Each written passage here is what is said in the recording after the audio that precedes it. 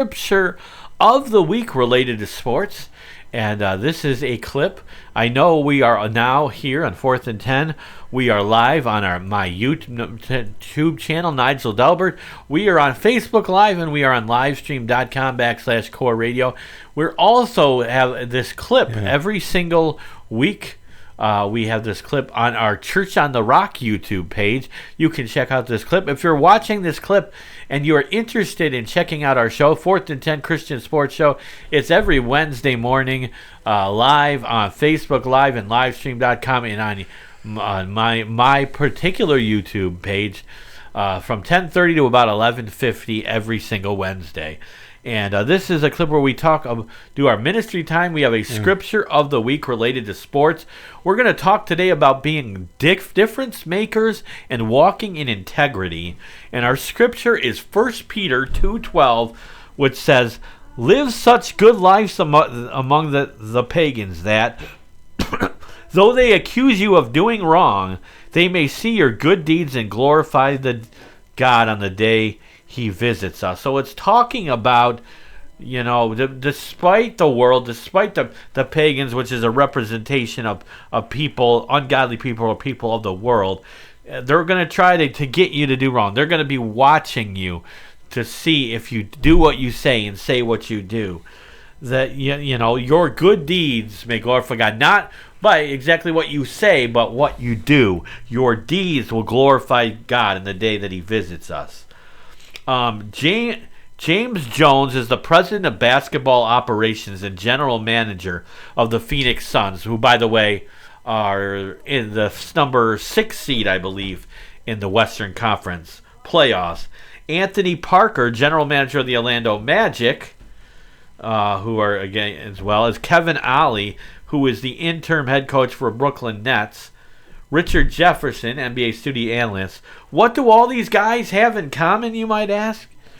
They all regularly participated in the NBA chapel ministry during their playing days with the Cavaliers and beyond. These are men who are spiritually minded and emotionally grounded. They were high-driven but unselfish, highly talented but humble, tough yet sensitive to others. Sounds like some of the qualities of Jesus. Why does that matter? Of course it matters, because it tells in the Word we are to be like Christ, and that we are to do our best, not that we're going to be perfect, but we do our best to be Christ-like, or to live holy lives. Because these men were not only significant contributors on the court, they were also what many prefer as great locker room guys, or glue guys. They were more than basketball players. They were positive and influencers, good leaders. An influencer is a person who inspires or guides the actions of others. I love that. We'll read that one more time. An influencer is a person who inspires or guides the actions of others. During times of difficulty and great adversity, they lead the way doing the right thing for the right reason, no matter how difficult or complex the challenge. You can't hide under the spotlight. You're either going to be positive or negative. When you're in the spotlight, people see every little thing you do. That's one of these things, these athletes, whether you're an NFL player, an NBA player, Major League Baseball player, you're in the spotlight. So they're even get more pressure on them as Christians to walk in integrity, to walk with honor and respect, to be difference makers, because you cannot hide from that spotlight. The Bible tells us about this, about being a positive influence, as it says here in 1 Peter 2:12, to live such a good life among the pagans that though they accuse you of doing wrong, they may see your good deeds and glorify God. These men are difference makers because of their genuine faith in the Lord allows them to look beyond themselves and see the life from God's perspective. As ministry, what kind of difference makers are you? So can we be difference makers? Just like an athlete, we can be difference makers in our jobs, in our workplace, in our churches, in our communities, and with our friends and family, with our non-saved friends or non-saved family members. We want to walk in integrity. We want to be a difference maker. And be guided as God called us to do. We want to see things from the perspective that God has on our life. and that's being and walking in integrity.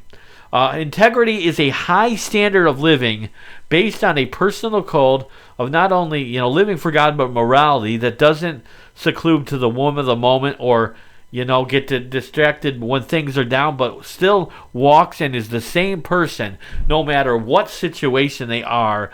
They're consistent. Integrity is personal character.